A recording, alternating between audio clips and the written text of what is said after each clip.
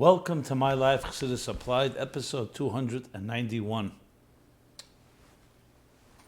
This is the week of Parsha Shemos, the beginning of the second book of Chumash, called also Sefer HaGeula by the Rambam. Even though it begins with Golus Mitzrayim, the exile, yet the entire book is also called Geula, because the entire purpose of the exile was redemption.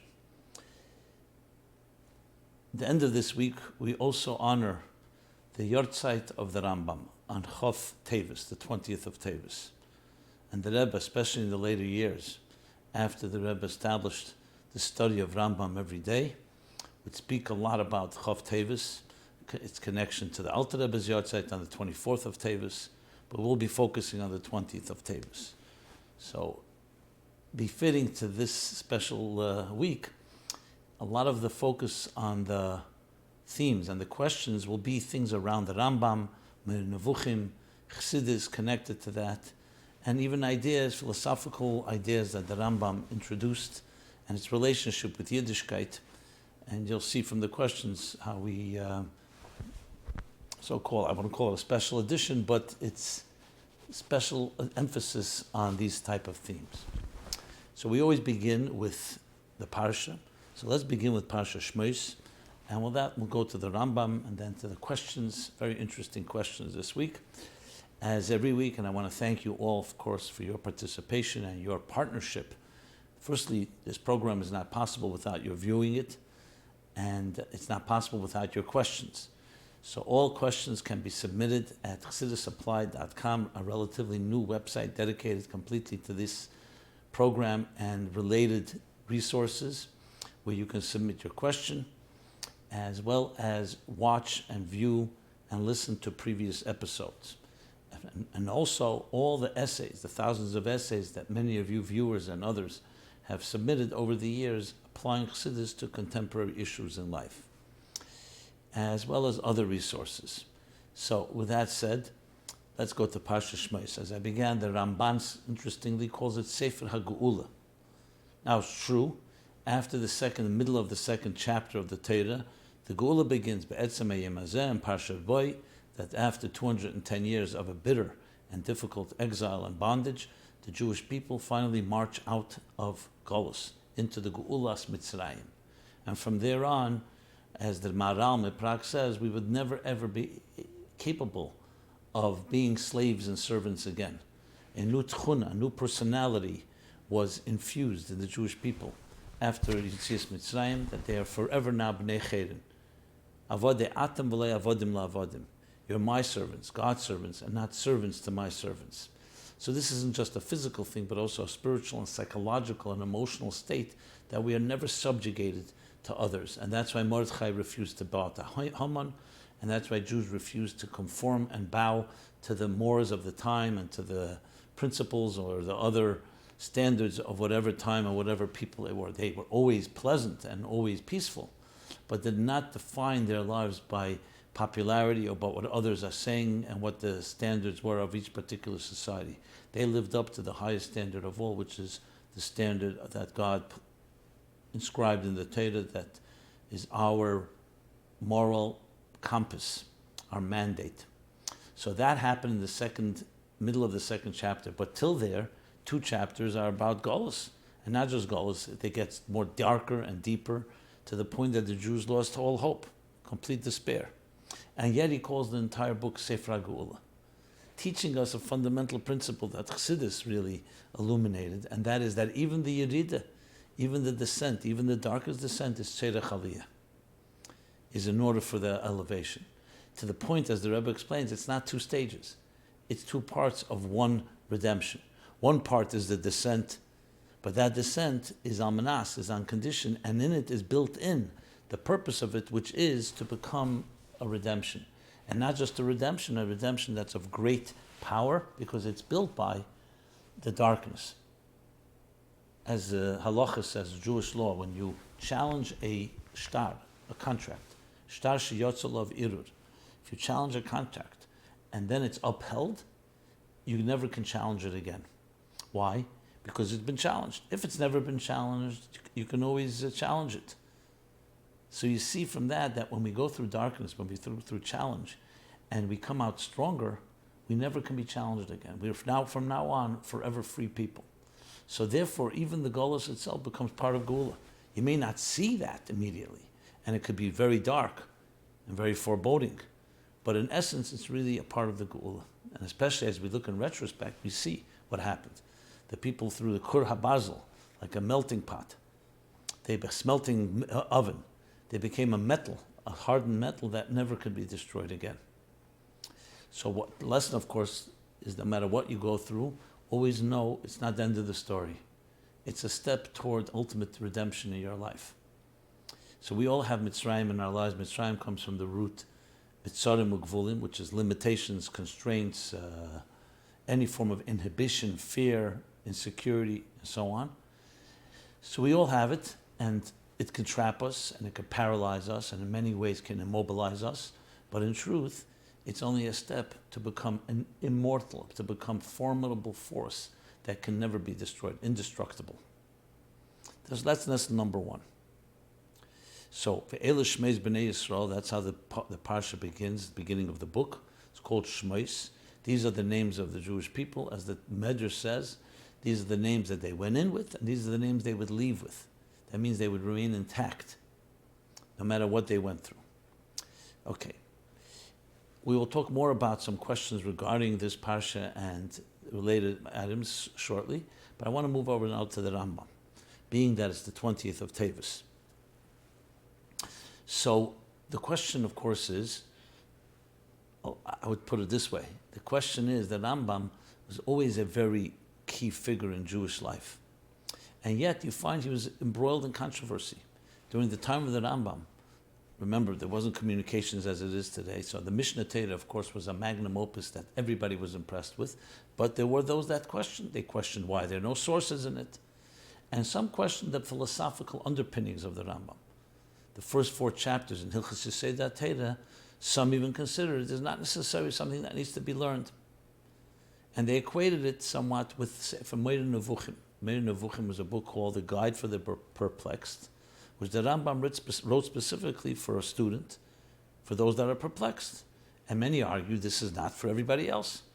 Somewhat apologetic, trying to reconcile this Aristotelian philosophy with Judaism. And for many years, Moreh Nevuchim was always somewhat off limits. The Ramban wrote a letter, a Snatzlus, defending the Rambam, because there was a time that some of the Rambam's books were even burned, like the Moreh Nevuchim and others, because they saw that more philosophical talk coming from Greek philosophy. And yet you see by the Rebbe that the Rebbe not only embraced the Rambam, the Mishnah Torah, and the first 4 chapters, but also the Moreh Nevuchim. Till the Alter Rebbe in Tanya, you don't find the Moreh Nevuchim cited often. The Alter Rebbe began bringing from there. So we're going to talk about this topic, which touches upon a lot of different issues. And but before I get into that, I want to first just say a few words about the yahrzeit of the Rambam itself. So the Rebbe, who of course established the study of Rambam every day, 3 chapters a day, or 1 chapter a day, or a mitzvah from Sefer HaMitzvahs, so he didn't just establish that, but he began to also talk about the Rambam in a much more personal way. The birthday of the Rambam on Erev Pesach, the yahrzeit of the Rambam on Chof Teves. So let's begin with action. The action is that this is a day to rededicate ourselves to the study of Rambam, especially the daily study that the Rebbe established in Tovshin Mem Daled, 1984, Pesach, Achon Pesach. But there are already hints to it. Earlier, I remember very vividly the big Hadran, the great Hadran, one of the great contributions of the Rebbe, mind-blowing, Yutas Gisel Tovshin Lamed Hey, which has been published, explaining the beginning of the Rambam, the end of the Rambam in unbelievable ways. I've talked about it other times. Now is not the time to go into that, but it's a time to strengthen our commitment. And as the Rebbe puts it, the Rambam is Keil Kol HaTeira Kula. Shulchan Aruch, which is also a code of Jewish law, does not talk about the laws of Mashiach, and does not talk the laws of the Beis HaMikdash. Its laws focus primarily on the laws that are shayach, that are possible to be done in our day and the age, meaning when there's no temple. The Rambam talks about all halachas, and as he writes in his introduction, he gathered together everything from the written Torah through through Shas, through Mishnah, Gemara, Rabbanu Savaroi, Go'enim, up till his day, and all included in one book. And he says, in strong terms, that you can learn Chumash, Torah Shebiksav, and my Sefer, and you'll have the Kol HaTorah. That too was challenged, and obviously we learn more than the Rambam, but you see the Rambam has a all-encompassing picture. So when you finish the Rambam, you're actually finished Kol HaTorah, as the Rebbe emphasizes, and you're doing it with all the Jewish people. So it's especially important to prepare for the Geula, because that's what you need, unity of all people, together with the unity of Kol HaTorah Kula. And the Rambam, indeed, at the end of his Mishnah Torah, talks in the last two chapters, 11 and 12, of Hilchos Melachim and Milcham Sehem, the laws of kings, talks specifically about Mashiach in a very detailed form, and becomes a foundation, of course, to so many principles in the belief, the faith and belief, animamin, that we await Mashiach's coming every moment, and to the day, as the Rambam concludes, when it will be, the world will be filled with divine knowledge as the waters cover the sea, in the words, the classic words of Yeshaya Hanavi. So the Rambam, in a sense, is like encompassing the entire Torah to the point of leading us into the Geula. Okay, so now let's go to some questions that have been asked. I'll begin with a few things on Shemos, and then we'll move over to the Rambam. But before that, I want to talk about one more thing. Being that we're coming from Asara B'Teves, which was a few days ago, the 10th of Teves, and the Rebbe, a number of years, said Asara B'Teves is 30 days before Asara B'Shvat, Asiri B'Shvat, 10 Yud Shvat. This year is a special year. We're marking the 70th anniversary of the Rebbe's Nesius. Yud Shvat Tovshin Yud, 70 years ago. In a few weeks from now will be the 70th yahrzeit of the Frierdiker Rebbe, Shabbos morning, Pasha Boy, Yud Shvat. It's the stalkus of the Frierdiker Rebbe. And with that, as the sun set, the sun rose. The new Nasi would be the son-in-law of the Frierdiker of our Rebbe, Deir Hashvi. Being that this is now the 70th year, so it's worth to start preparing for it. Maybe even we should have started earlier, and I'm sure many of you have, but I'm using this opportunity and this platform of Chassidus Applied, especially this year, to honor and celebrate 70 years. So the best place to look at what is 70 years is in the Rebbe's talks. And there are a number of places where the Rebbe spoke about 70 years. First of all, there's the Rebbe's 70th birthday in Tov Lamed Beis. He spoke about it, but there's also later talks, which I'm going to refer to now. A few that come to mind, I remember Chof Ov and Shabbos Pasha Re'eh, the Shabbos after Chof Ov, Tov Shim Mem Beis, where the Rebbe spoke about Shivim Shana. It was actually 70 years from Teres Emes, the establishment of Teres Emes in Yerushalayim. And the Rebbe spoke then about Shivim Shana, the Gemara that speaks that when you eat olive, it makes you forget Torah for 70 years. And when you eat olive oil, it makes you remember Torah of 70 years. Why 70? So the Rebbe said, we see from that 70 is a whole seder, is a whole conclusion of a cycle and study, both in quantity and in quality, as discussed there at length. Another sikha, closer to literally one of the later sikhas in Tavshinun Beis, 1992, before the stroke, was Tu B'Shvat, Tavshinun Beis, where the Rebbe spoke about the 7 Peiros, and one of them, Tamar, Tvash Tamarim, which is date honey. Tamar, it says, grows every 70 years, meaning it's just a plant that takes 70 years to grow. And the Rebbe spoke about 70 there. But above all, I want to focus on is Pasha Shemos. Since this week is Pasha Shemos, Tavshinun Beis, the Rebbe spoke about 70 years. It wasn't marking any particular anniversary, but the Rebbe spoke about Shemos, about Yetzias Mitzrayim, and of course the famous words from the Haggadah. Where in the Haggadah is mentioned 70 years. I'll give you a moment to think. Well, it is right in the beginning of Magid, where it talks about how the Tanoim were sitting and talking all night about Yetzias Mitzrayim in Bnei Brak, Rab Tarfon, Rabbi Elazar ben Azariah, and the Talmidim came to remind them that it's time to say Krishma. And there we learned that Rabbi Elazar ben Azariah said, Hare ani ki ben shivim shana, I am like 70 years old. We know the story that he was, the miracle that God made for him to be able to be recognized as a Nasi, as a leader, when he was just 17 years old.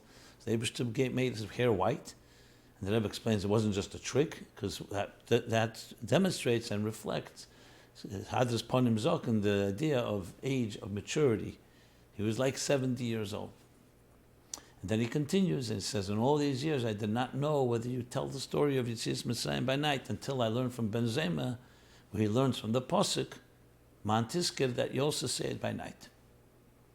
Then the Chachomim say that we learn from it that's also Yemei HaMashiach. In a beautiful and powerful Sichos, Shemos Tovshin and Beis. It's worth reading this week because of the Shivim Shana. The Rebbe elaborates on the entire statement we say in the Haggadah, and also asks the question, what's the connection to 70 years? Since we say it in the Haggadah, there has to be connection. And the Rebbe explains, because for a Nossi to be complete, he needs to have 70 years. 70 is 7 times 10. It's the refinement of the entire cycle of the 7 Midas. First, the negative midas of the Nefesh Abamis, their refinement. 7 times 10 is each one Chesed, Gvura, Teferes, Netzach, Chayid, Yesod, Malchus. Each one includes 10 spheres. Chachma Shebechesed, Bina Shebechesed. So 10 times 7 is 70. So when you finish that type of refinement, that creates an elevation, and you reach also 70 in Kedusha. And the midas of the Nefesh Alakis is also 7 times 10. Ayin, the letter Ayin, which is 70, means to see, the ayin of Kedusha, that is ayin ba'ayin yiro, when Mashiach will come, we'll see eye to eye, literally eye to eye, God, eye to eye, without any masks, as the Alter Rebbe says in Tanya, chapter 36, Lo yikonaf eid merecha, there will no longer be a garment, or a mask, or that will conceal our face of our teacher. Well, ayin ba'ayin yiro, we'll see eye to eye. So the ayin of Kedusha is the gili alekuz be'efen shalriyah, to experience and perceive the divine as if you see something. Not just you hear it from a distance, but you see it has a level of perception, a level of resonance that comes only with sight. And that's why it says Shivim Shana, because he needed that cycle of 70 to be able to be a Nossi, and the connection to Yetzias Mitzrayim is, because that's what he says, then even by night, even when the darkness of Golus, the Laila of Golus, you also reveal the Yetzias Mitzrayim, like I mentioned before from the Rambam, that though the first 2.5 chapters in this parsha of this book of Shemos is all about darkness, but the darkness is illuminated by the light of Yetzias Mitzrayim. And you have the ability to do that when you reach the 70. So what do we see from this briefly? 70 years has a particular power in the siyas, in the leadership. The completion of a cycle, 7 times 10, and especially in our case, we're talking about Deir Hashvi, 7th generation, so 10 times 7 is 70. So this isn't just semantics and words, it's telling us that we're reaching a stage where we can finally finish the mishlichas that the Rebbe gave us. Yud Shvat Tovshin Yud, articulated Yud Shvat Tovshin Yud Aleph in the Maimer, where he said that we are the 7th generation. And that's what's Tevim Imen, this is what's demanded of us. It's not because of our choice, not because of our avodah that we earned it, and in some cases it's not even something we want. But we are the 7th from the first. And now we're the 70th year of that 7th generation. So we have a particular sense of urgency to do whatever it takes to finish the job. Of course, it begins with a new intense commitment to Torah and mitzvahs, limudat Torah and kima mitzvahs, and mitzvahs behidur, with hagdama of davening properly. And of course, in the specific way that the Rebbe told us in Deir Hashvi, is our mission is to bring the Shekhinah down below, which is through the spreading of Chassidus, that the Mashiach told the Baal Shem Tov, that's when I will come, when you will spread it to Chutzah. And so the job we have in the 7th generation is not just to spread it, but to spread it and bring it down into this material, physical world. So this year we have special strengths to do so. And we have now a few weeks to prepare. This doesn't mean it's over then, it means that we just begin. But the better we prepare with that sense of commitment, the more we will take advantage of this special year. And hopefully with our small effort or large effort, we will actually bring the Geula. Like the Chachamim say, that's Laharbis Yimesa Mashiach, Larabis Yimesa Mashiach, which is, the Rebbe explains in that Shmei Sicha, the two opinions, Rabbi Elazar ben Azariah, Chachamim, and this is good homework to go read it, especially this week of Shmos, and its connection to Shivim Shana. Okay. Let us now go to a few questions regarding both Shemos and Rambam. We'll start with Shemos. Why is the story of the Exodus not corroborated by archeological evidence? Another person wrote it a bit differently. We are often told that if we really look, we will find God. But why is it that there's so little scientific evidence, especially for one of the most important narratives of the Torah, the story of Yetzias Mitzrayim? It seems very odd that scientists and archaeologists would not find evidence of almost any of the stories, if any, in the Torah. It's very confusing. So, a few points, and I'm going to talk about this some more as we go along. The whole idea of faith and proof and so on.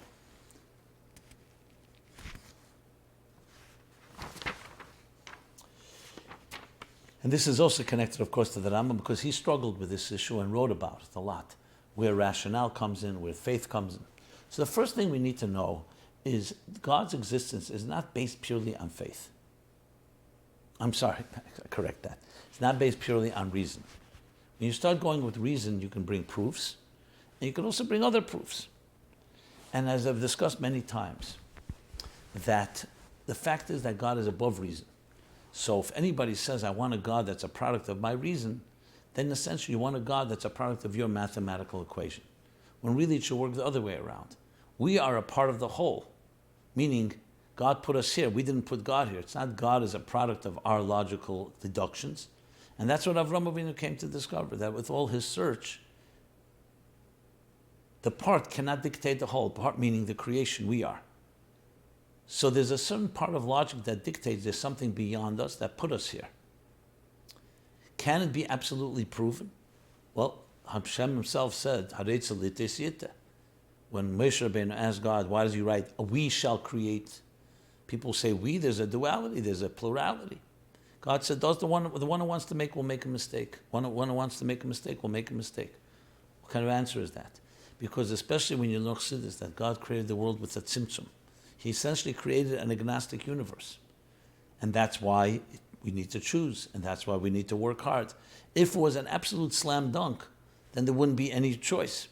So God created an independent consciousness for us to choose to connect to God. That doesn't mean there are no proofs, but it means that there's also an element that we have to put work into it. And it's not just an obvious thing. We need to work in it, and we have to argue about it. But at the end of the day, it's not about proof. Though we'll soon discuss that we have to do whatever we can to rationally understand God and understand God's presence in our lives. But at the end of the day, it's not proof because, as I said before, God put us here. Your proof is not what defines God. As in addition to the fact that God concealed his presence, and therefore you can always have an argument about the topic. So let's go back now so that's why the Rambam says, why do we believe in the Torah? Because our own eyes saw it. There was witnesses, and witnesses shared it with their children, and their children with their children till this very day. So whether we scientists or archaeologists find something or not doesn't change the reality. As the Rebbe once said, Amunah, nicht a kasha macht schwacher, und nicht a shaila macht, nicht a kasha macht schwacher, und nicht a empfer macht starker. When it comes to faith, a question doesn't weaken it, and an answer doesn't strengthen it. Because faith is a resonating truth within your heart and soul that you sense there's something greater than you are. You sense there's something before us. And especially when we see the witnesses, not one, but the thousands, the hundreds of the millions of witnesses. This has been a consistent passed on from parent to child. There's a certain truth to that. But it's not airtight because you need to choose. We see there are people who claim they believe in God and they still don't behave perfectly. Let alone people who say, I'm not sure. So that's number one. And we talked about this once at length, why the Torah doesn't go around proving God's existence. It starts, it's a given, it's an axiom. Why? Because the Torah understood that you don't have this axiom, you can argue about the rest of your life. You have to have this axiom. That doesn't mean there aren't arguments and there are discussions, but it's not based on that. I discussed this in episodes 112 and 143. Now, as far as archaeologists go, actually recently there have been articles that have discovered in the sea, the Red Sea, the Reed Sea as it's called, some call it, actually the remains of many, many people, including chariots and other things described in the Torah with when the Egyptians pursued the Jews and the Yamsuf, they all drowned there. So some did find evidence. I didn't do a thorough research. Now, I know some argue that you don't find the travel through the wilderness, you don't find if it was millions of people, or you should have found something. So I don't know if you can give credence to that. Number one, the fact they didn't find it doesn't mean that they won't find. Number two, over the years, especially in a desert conditions, anything can happen. So even if you don't find it, again, our proofs are not based purely on whether somebody finds a proof. You see today, you find things suddenly, and suddenly they changes the whole picture of evolution or other things that scientists argue. So I'm not surprised you'll find other things will be found with time. Again, it not dependent on that and not defined by that. So I know that it's not an adequate answer for some. They say, if we would find it, then what would happen? You suddenly believe in Matan Torah. You could always explain, okay, people did travel through there. Okay, that's regarding that issue. So you could ask the question then, so how then do we know? And how do we live our lives? Look, you have to take all the data that you can put together and come to a decision. Remember, from my point of view, if somebody can prove that Kriyas Yamsuf happened, or this cannot prove it, does not change the realities. You look at the entire picture of Judaism, and you see its resonating truths. You see that it's lasted through all this time. You see that people have borne witness and believe in these events. So even if you may be a skeptic, and we all have some skepticism in us, you have to look at the whole picture. Does Judaism make sense? Does Judaism resonate? Has it brought civilization to the world? And has brought tzedakah and mishpat? What are the principles of Judaism? And not only the answer is yes, a resounding yes, it transformed the world. So when you look at it that way, so some things you just either don't matter to you, even if you can't prove exactly something happened, or you give it the benefit of the doubt. Now, if Judaism, God forbid, was a corrupt and destructive system, and I'm not talking about people now, I'm talking about the system, the Torah, so you could say the whole thing is a myth, God forbid. But since the Torah overall, when you look at the whole picture, you see its contributions, its message, what God wants of us is the most highest standards of morality, of ethics, of refinement, then all that comes together, plus the witnesses and plus the other elements of faith, the whole picture makes sense.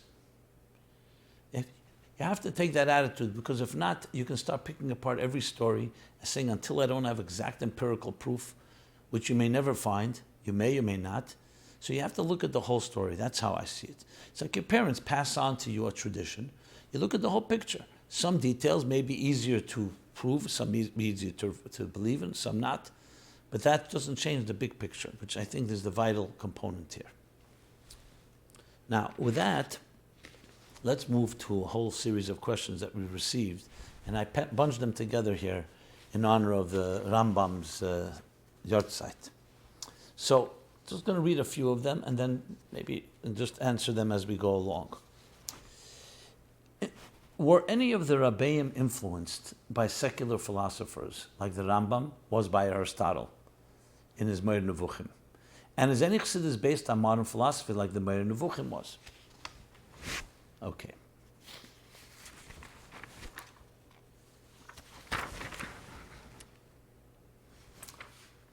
Another question, and I'm going to try to answer them all together. Is any Chassidus based on Moreh Nevuchim?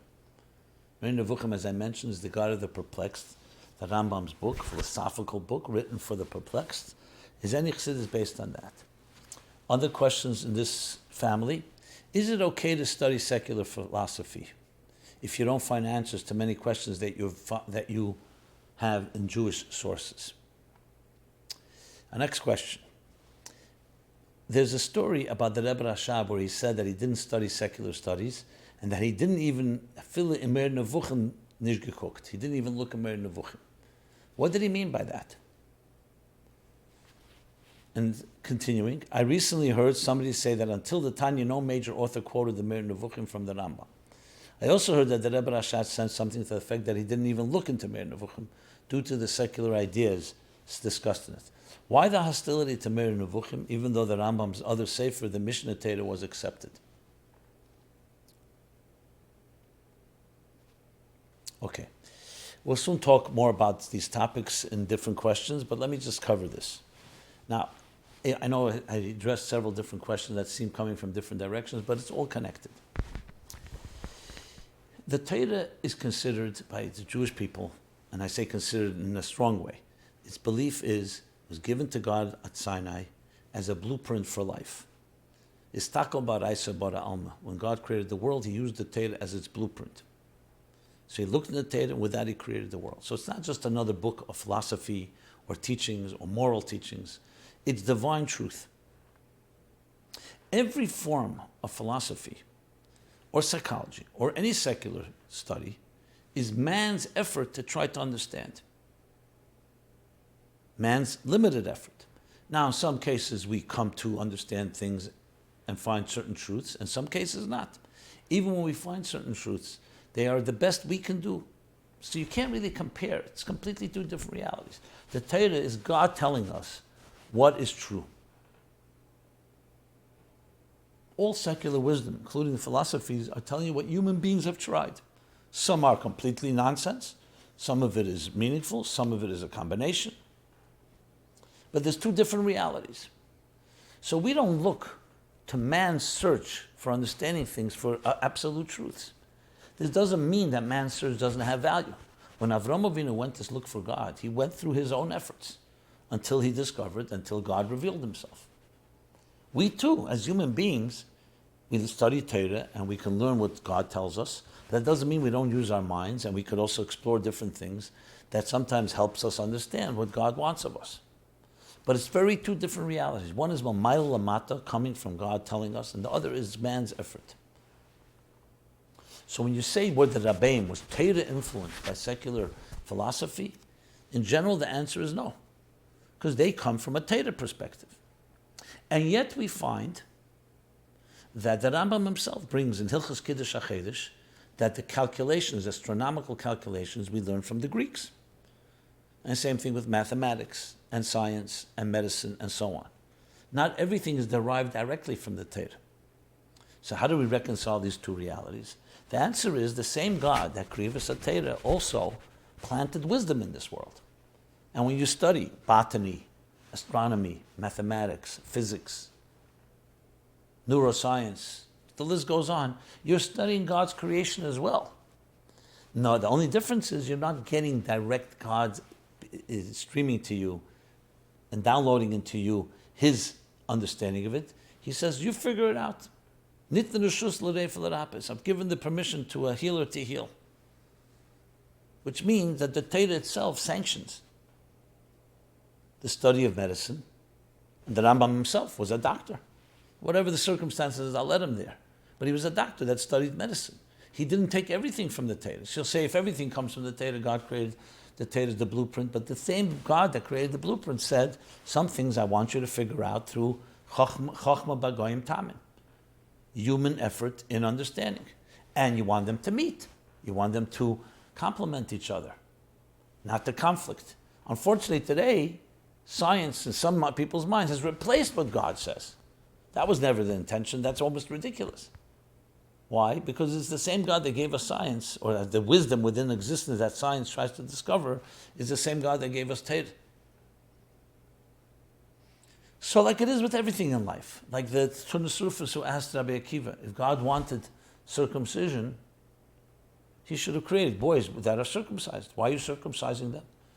So Rabbi Akiva wisely answered, if God wanted us to have bread, He should have given us bread. Why do we have to work the fields and plow the land and finally plant grain and then harvest it and then turn it into flour, and from the flour we mix with water and we bake it and finally have bread?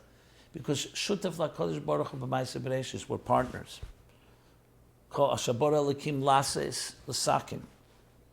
God created, He created it in order for us to improve it.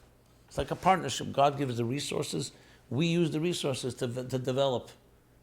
So the whole search of wisdom, of science, of all thought, is our effort in looking at the resources God gave us the world and trying to understand what makes it tick. What are the forces beneath it? Electricity was in existence when Adam and Chava were put into Garden of Eden.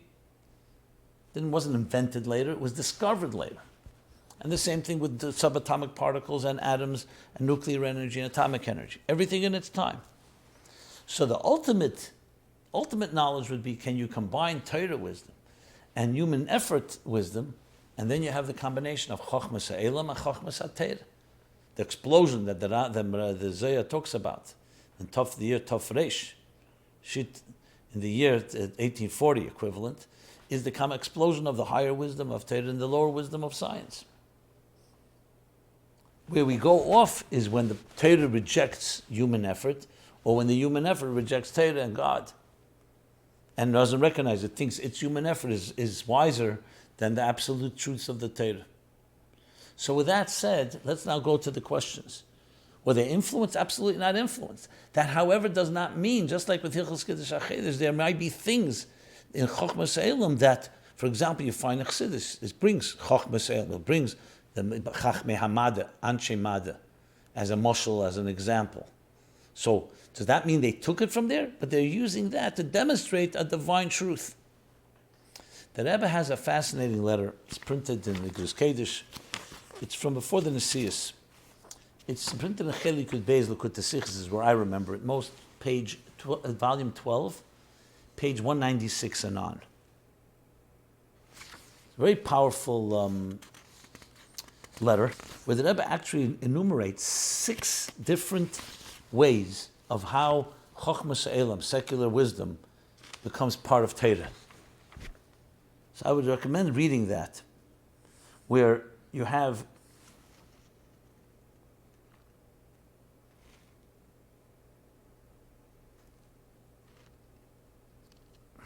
how you can derive from Torah something in science, how the Torah gives you a mitzvah to go learn science, like for example, like I mentioned, the Hilchos Kiddush HaChedesh. There's also the halacha that Sanhedrin and those that have to paskin need to learn the laws even of sorcery and avodah zarah, idolatry, which is also to learn. You're not allowed to learn idolatry. But if it's again halacha, you can. And the Rebbe goes through all 6. I'm not going to go through them all here. One is when you have no choice, or in order to do a mitzvah properly, you need to go study. Like we find the Rebbe brings Rav, that 18 months he stayed by stayed with a shepherd in Gemara Sanhedrin, Hayamid Beis, to learn different, what is a mum, what is a blemish that is permanent, what is a blemish that's temporary. Another final way, step 5, is in order to have parnasa. And finally comes to step 6, to learn it if you know how to use it for Avodas Hashem. So it's a very fascinating letter, which really puts into context this whole idea of how secular wisdom or secular science comes into play with Torah. Now, with that said, let me just mention something regarding the Rambam, since we're talking about Moreh Nevuchim. So Moreh Nevuchim. So the Rambam, that letter begins actually with a question that someone asked the Rebbe about what it says in Migdaleis. That the Rambam, it says, did not read books of basically pagan books or mystical pagan books called Sifrei Mirus. And he writes that it seems a pella because the Rambam himself says in Moreh Nevuchim that he did. And the Rebbe agrees with him. And the Rebbe negates any type of, try to explain the different ways that he didn't really take it from the books, he took it from something else.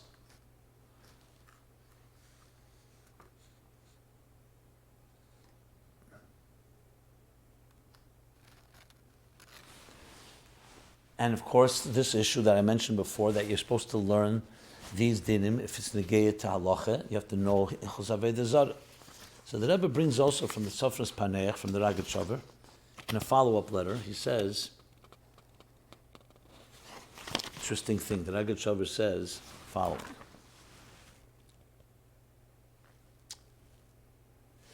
That the Isser, the prohibition of studying books of idolatry, is only the time when idolatry existed, not once it was forsaken, and it's like just a thing in the past. And that's why the Rambam, he writes, was able to read such books. But the Rebbe negates it completely. because he says in Moreh Nevuchim, the Rambam says that part of this idolatry is still existent, and you can't say only existent in small towns, but even in big cities. He brings from India and other places. So that's just negates that. So therefore the Rebbe comes and says, no, there is the idea of learning it in order to use it for Torah purposes. So what do you see from this? That we have to be careful, obviously, because not to read it on its own just for your own sake. That's definitely not permitted. But there are places where there's an overlap in how it's used in Torah, and the Rebbe enumerates those 6 different levels. But let's talk about Moreh Nevuchim. I mentioned earlier that there were those, Gedei Yisrael, that rejected the Moreh Nevuchim up till this very day. And indeed, even the first 4 chapters of Hilchos Yesodei Torah from the Rambam, they also put in that category, philosophical. At best, they said it was necessary perhaps for the perplexed, but not for everybody else, as the Rambam actually writes in his own introduction. And the Rebbe Rashab story seems to fit very well with that. He didn't read these books. There was no need to read them, even the Moreh Nevuchim. And yet, we find that the Moreh Nevuchim is cited in Tanya. And yes, one of the first, maybe the first sefer that cites it in that way. Additionally, we know that the Alter Rebbe taught Moreh Nevuchim al pi Chassidus with the Tzemach Tzedek.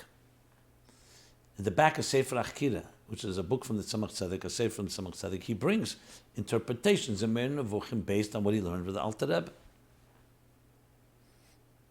So we see from that the Moreh Nevuchim has elements that connect to Chassidus. But when you read many of the Moreh Nevuchim, you see a certain approach. Like, for example, he says the numbers, why there's this amount of Teves, or this amount of Karbonis, or why things are... He says numbers are not b'diuk, because any number you'd say, you'd ask the question. When it comes to Torah, Chassidus especially, focuses every number is precise. So the Rebbe has a very interesting letter, a Tu B'Shvat letter, I think it's printed in Chelik Chaf Aleph in the Hisophis, that the Rambam is talking in Chassidus, HaChochma, or Chochmas Tima. And there the numbers are not that significant. But when you talk Primis and Yanim, it is significant.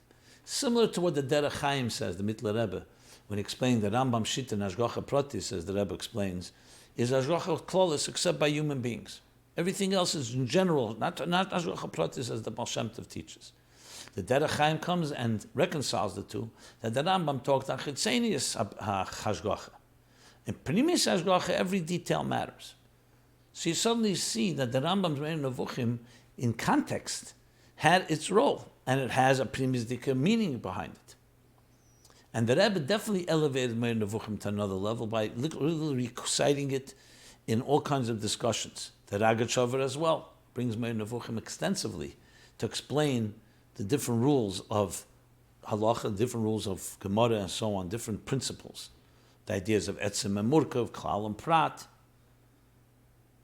whether time is one extension or time is made up of particles or moments, pieces, parts, and many, many other rules. You look at Mefanech Tzveinus that Rav Kasher made, he brings it all together, and it's always connected to Moreh Nevuchim. So you could say like this, that in earlier generations, if you looked at Moreh Nevuchim on face value, it has elements that seem philosophical, even apologetic in some people's minds. But when you look deeper, being that it's the Rambam, there's an element of it that has a premise to it, and you can understand it in context, whether it's Chitzenius HaChochma or he's explaining everything up in Seichel. So the Rambam was a Bar Seichel. That doesn't negate other things, like the Rambam says about Tchias HaMesim. In his Ageres, and he's responding why he didn't bring Tchias HaMesim in the end. He brings it in Hilchos Tshuva, but not in the end of Hilchos Malachim. He said because he only brought things that he was definitely sure would be a certain way. Things that were not sure, he didn't bring in halacha. But if someone would show proof, he would bring that as well. What does that mean? He's not negating, he's speaking on a certain level. The same thing with Shadim. The Rambam negates the whole idea of demons and all that. And the Rebbe explains that after the Rambam, there was no more Shadim to try to reconcile. This is Tov Shemem Gimel, Pasha Truma, Mishpatim and Truma. What do we know from this? That the Rambam, in his world, how he understood things, there's a certain world where these things are not existent. But you go to a different world, they can be existent. Like Shammai and Hillel. In the world of Shammai, Gvura dominates. In the world of Hillel, Chesed dominates. That's why by them, Shammai finds something is more strict, something is asur, not forbidden, and Hillel say it's mutter. Elu ve'elu divrei l'kichaim. They're both true on a certain level, but halacha dictates one way. So the Rambam, for example, held that the ultimate reward would be for neshamas alone, because in the world of seichel, a soul is closer to the divine than a body. A body is a corporeal creation. So that we have to have tchis hamesim because you need to also reward the body, but that will be temporary. The ultimate reward will be nenim miziv hashchin in Gan Eden. The Ramban comes and says, no, tchis hamesim will be the ultimate reward. Chassidus says, that Tzemach Tzedek says, the Alter Rebbe always brought the daya of the Ramban, and the Rebbe puts it, that's the psak. This doesn't mean there's no merit to what the Rambam says. There's merit in that reality. The reality of seichel or the reality of spirituality. And this is not a chiddush. It's a chiddush. The Alter Rebbe says it right in the beginning of Tanya, chapter 2. He says, the Rambam says, Hu amadu hu yedeyu yedua. The Maral comes and negates and says, no. The Eibishter is higher than Das. You can't call the God knowing and the knower and the knowledge all one. Comes Chassidus and says both are true. If you're talking in Slapshus Eidus and Kalim, as the Alter Rebbe says, they also agree with the Rambam. Where, once it's an Esses Firis, Eidus and Kalim, the Ramak and Arizal as well. But if you're talking about God as he's higher than Seder Ishtalshus, then he's higher than Das, and higher than Chacham and Bina. So you see, both realities are correct once you learn Chassidus. So the Rambam, you look at it just as I said, face value, or just as that. Yes, you could see why he was rejected, or this they saw it is not part of Torah as we see it. But Chassidus, and especially the Alter Rebbe and the Rebbe, elevated it. Now, why the Rebbe Rashab said he doesn't learn it needs a further explanation. I would say, based on this, he was talking. If you're talking to me as a philosophical book, no, I don't look there. I don't look in any such books. If you're talking to Chassidus and Torah, then it's hard to say that the Rebbe Rashab was not makabel what the Tzemach Tzedek learned with the Rebbe, with the Alter Rebbe, including Sefer HaKira. So you have to say that maybe that's what he meant. Maybe this is a dechik tzas. I'm just giving my take on it. If someone has a better way to explain the Rebbe Rashab, by all means. It's right in the beginning of Torah Shalom. Where he slaps a bocher, a light touch for looking in these type of books. But it could be if you're looking in them just as philosophy, equated with Aristotelian philosophy, that's one thing. But if you're looking at it as a part of Torah, it's a very different thing. That's how I would explain it. Okay. So that brings a little picture to the whole idea of Moreh Nevuchim and the context of the Rambam in context of philosophy and secular science and so on. But with that, let's go for a few more questions in this same vein. Just want to refer you to episodes 24 and 27 to through 27, where I talked about secular philosophy. And looking there if you don't find answers in Torah. Okay, next question. And again, this is all, you'll see, has all a similar vein. I brought together many different questions that people asked. Yeah. Finding truth in different ideologies. There are so many competing ideologies, all purporting to tell the truth. Is there any way to find out objectively what that is, truth, according to Judaism? In fact, it seems that the Gemara used certain questions to determine the true understanding of a particular text or statement. For example, Menoha Nemila, My Taima, Mamonavshach, Stira Menei Obey. In other words, using logical ways of trying to understand something. So the question is, however, that same methodology is never used to determine the truth of other basic axioms. Why is that? And is it okay to use Gemara methodology on Judaism's basic principles? Okay. Well, I'm going to read another question because I think I'll try to answer both of them together. Proof that Orthodox Judaism is the correct path for Jews. There are many competing ideologies. I was recently asked by a non-religious friend whether there is anything that a truly objective seeker could test that would prove, with a high level of probability, that Orthodox Judaism is the correct way for Jews to live, and that is what God wants. Does that exist, or is it required to engage in a long philosophical discussion, or bring them to a Shabbos meal, which is mostly an emotional experience?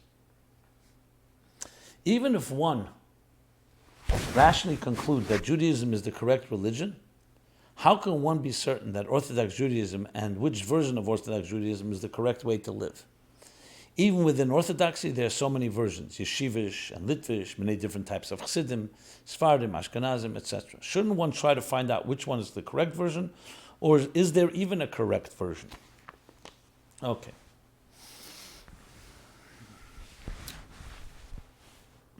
I punched these two together because they have overlap, let's put it that way. This follows let's continue where we left off in this context.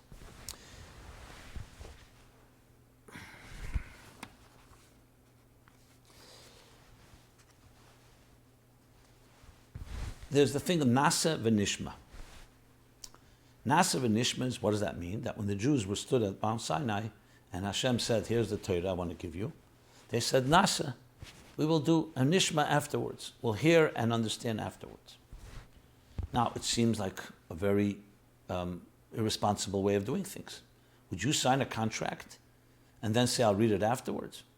And this indeed is a question, the Gemara in Daf Peches, where he's asked Rava, the philosopher asked Rava, what kind of nation is this? Hurried nation.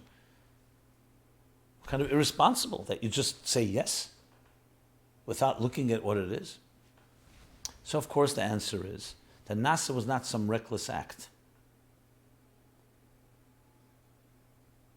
Nasa was, remember, the Jews, to put it in simple terms, had a relationship with God already. They were dating God.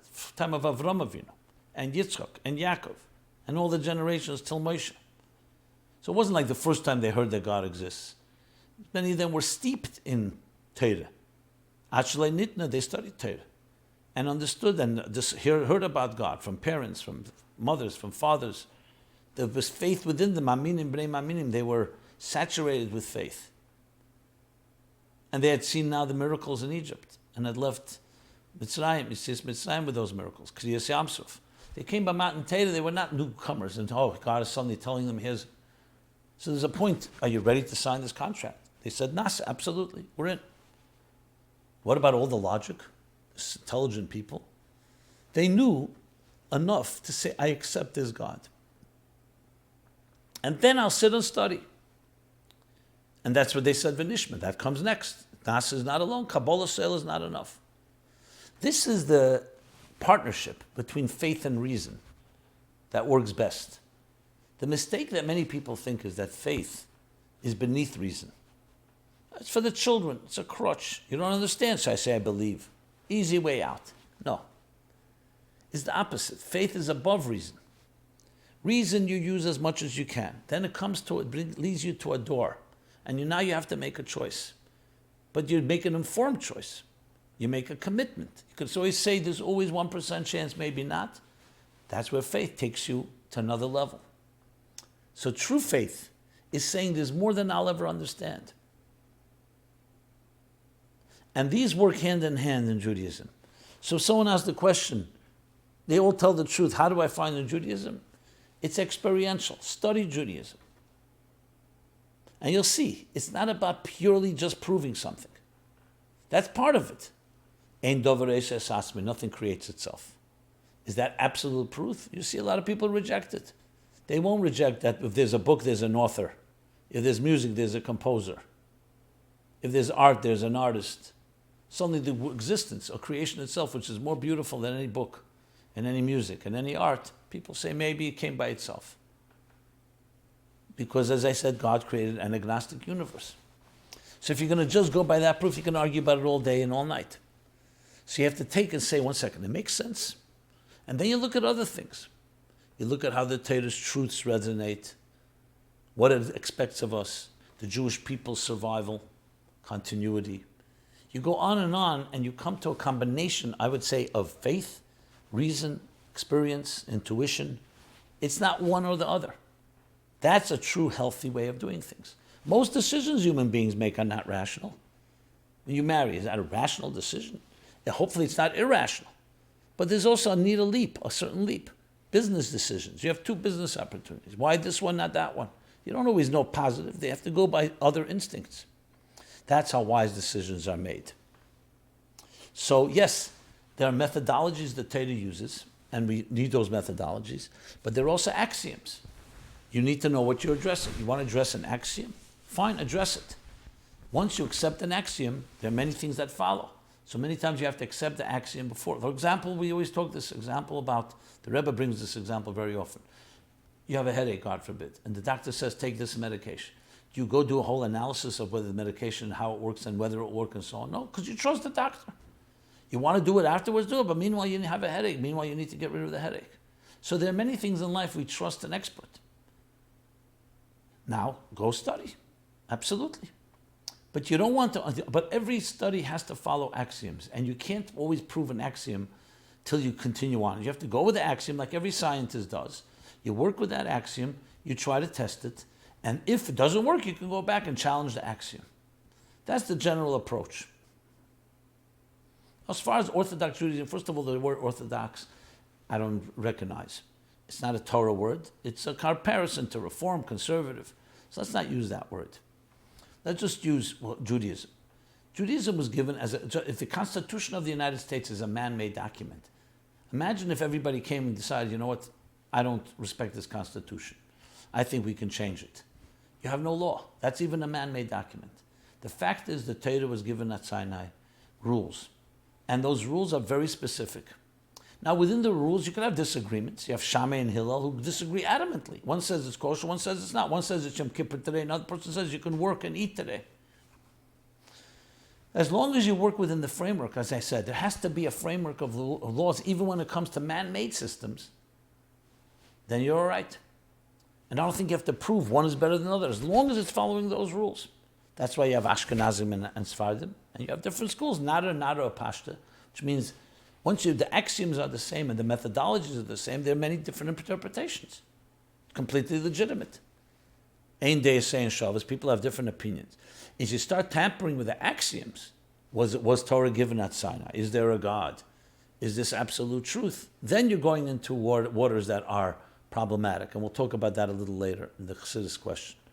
But the point is, we don't have to prove one particular form of Judaism. As long as it's within that framework, and there's plenty of variation, as you see, then there's room for different opinions, different communities, different customs, and that's perfectly legitimate. Not only legitimate, it's made that way when the Jews walked through the parting of the sea. 12 different paths. Each tribe, Misilas Yala, went on its path. Because each one has, it's like people who are more Zvulun or Yisachar, more business person or more scholar person. Which one's right? Each one has their way of serving God. Okay. Next question. How was the Rambam able to live in Egypt? Does Chassidus explain why the Rambam, the Moshe Rabbeinu of his generation, lived for some time in Egypt? Why did Hashem send Moshe back to Mitzrayim? Okay, I'm not sure what that means. Thank you, Rav Simon. Okay. Well, this is a question that has been asked and discussed many times over again. And there's actually a sikh in Chelik Yutes, I believe it is, in Parshas Chelik Yutes and Parshas, let me give you the exact place. Where is it? Yeah. Chelik Yutes. It's in Parsha Sheftim, the second sikh, a whole sikh about this. But the Rambam himself, the Kafta Ferach writes, and some people disagree, but he writes that the Rambam himself would sign letters, a person, when he lived in Egypt, who's being over on 3 lavim every day. Because 3 times it says in the Torah, you shouldn't go back to Mitzrayim.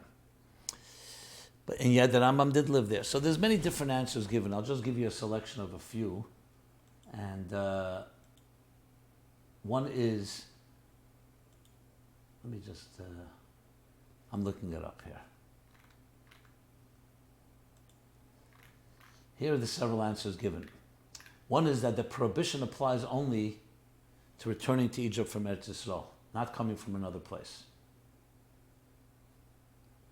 Some say that the prohibition of living in Egypt only applied when the people of Egypt were particularly immoral, but it's not prohibition for all times. Others say that once Sancherev, Bilbul Kol Elam, which means he moved everybody around, so there are no real Egyptians any longer in Egypt. So there's no prohibition now because of that. Others say it was only when the Eden lived primarily in Eretz Yisrael, that's when the prohibition was.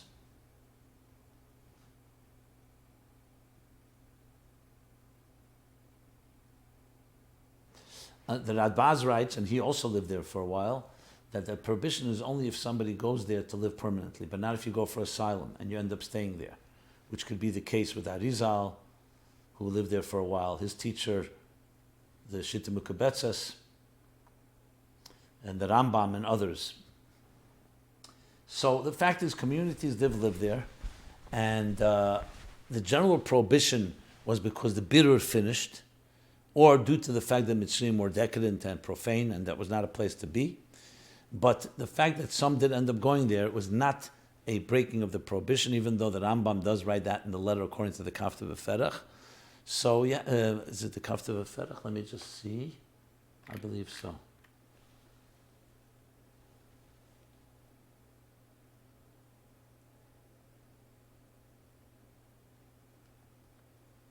Yeah, I'm sure it is. Okay.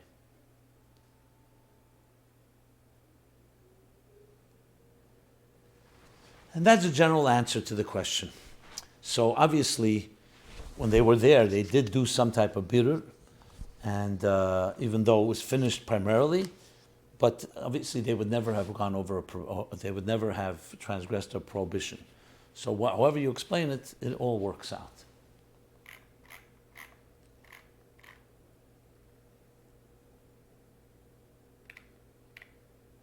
Okay.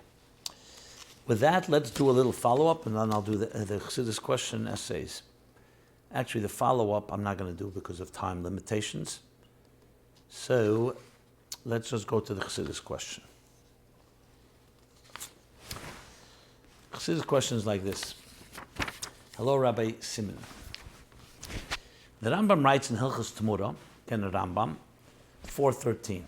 Although all of the chukim of the Torah are decrees, which means they are decrees that are super rational, it is fit to meditate upon them, and wherever it is possible to provide a reason, one should provide a reason. A Jew who identifies as Reform, quote unquote, pointed to this halacha as justification for Dennis Prager's Rational Bible, Mendelssohn's Biur, and all the rational developments, quote unquote, the Reform movement has introduced. Their argument is that if it's halacha to rationalize chukim, then surely we can rationalize the whole Torah. Please explain how their approach is a corruption of Rambam's intent, and how does Chassidus explain the halacha? Thank you for all your videos. Yeah. So this goes back to something I said before about Nasav and Nishma. The Rambam himself says, although all the chukim are decrees. What does that mean? That even though they're all because God said He wanted so. It's a decree. As the Frierdiker Rebbe says, even the mitzvahs that are piseichel are also chukim. That's what God wanted. There are some that God put into mamish seichel that we could understand, like things like don't steal, don't kill, logical, rational, moral mitzvahs. And there are things that God did not explain quite that way. Says the Rambam that even though they're all chukim, all are chukim, yet wherever we can explain, we should explain, yes, because God gave us a mind, and He put the Torah as mislabish and seichel, but it's still language of Chassidus, a rotzen that's mislabish and seichel. So really, it's all rationale. That's what God wants. There's somewhere God directly put the rotzen as mislabish chochmah and makes total sense, to the point that Gemara says that if we're not for the Torah, we would learn tznius from a cat and other moral behavior from different animals. That you see it's planted into nature, and human beings have come to these conclusions on their own. So wherever we can, we want not just nasa, but nishma, to make it part of ourselves and internalize it. Even things that are chukim, even Torah Aduma Chassidus comes and explains that Rotzi and Shuv is Mayim Chaim, and the Eish, and the Ofa, the Efer that remains from the burning of the Torah, and other explanations. It's not a contradiction, because all of it is really Rotzi.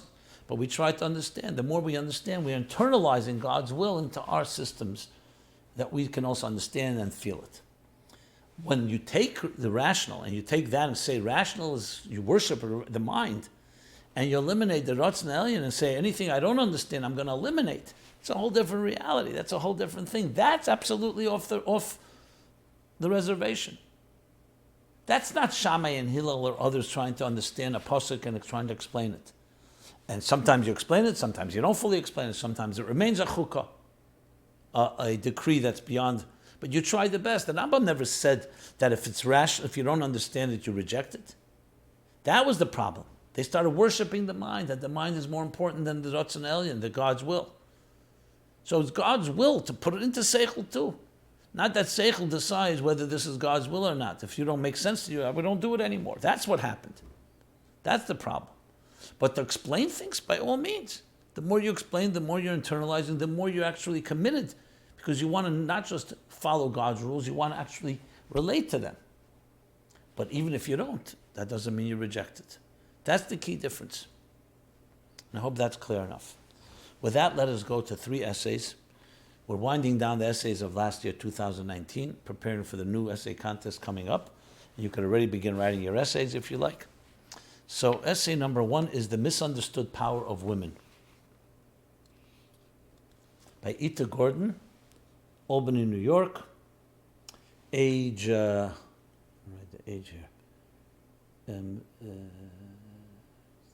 Age 17. Student B'nai Chaya, Albany. Interesting title, right? Misunderstood Power of Women. Throughout history and in many societies, women have been considered second-class citizens. They were used as objects to show off their beauty. They were pressured regarding how they dressed and how they looked and how much makeup they wore. And it goes on to explain the whole evolution of the attitude toward women.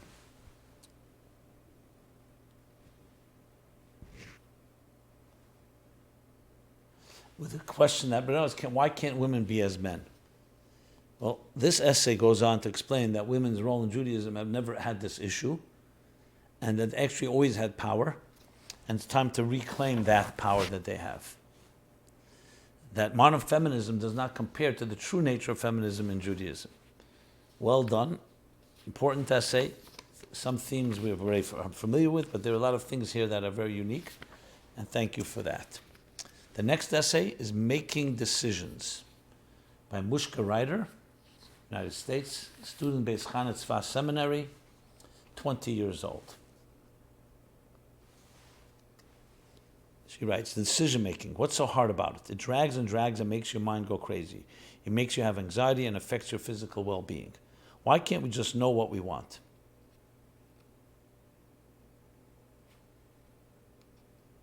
There's a reason why I couldn't decide whether to write the essay until the day before it was due. Difficulty making a decision. And goes on to explain,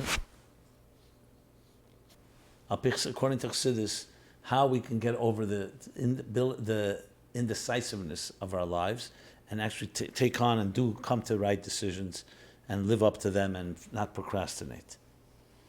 Very nice essay and relevant to all of us, of course. We all would love to be able to be motivated that way. And I thank you for that. Very good essay. And finally, the third essay is Perfecting Connection by Mili Rosenbluh, Spring Valley, New York, age 16. Student, Lubavitch Girls High School, Chicago. A young man once approached Lubavitcher Rebbe and asked, Rebbe, what is it that you do that makes people from all different backgrounds flock daily to you to seek blessing and guidance in their life? With a kind and loving smile, the Rebbe answered, I try to be a good friend. Confused by the Rebbe's response, the man forgot he was standing before, blurted out, seriously, is that all that you do? And the Rebbe went on to explain what a real friend is. Someone whose presence you can think out loud without worrying about being judged or taken advantage of. Someone who you can be completely open with.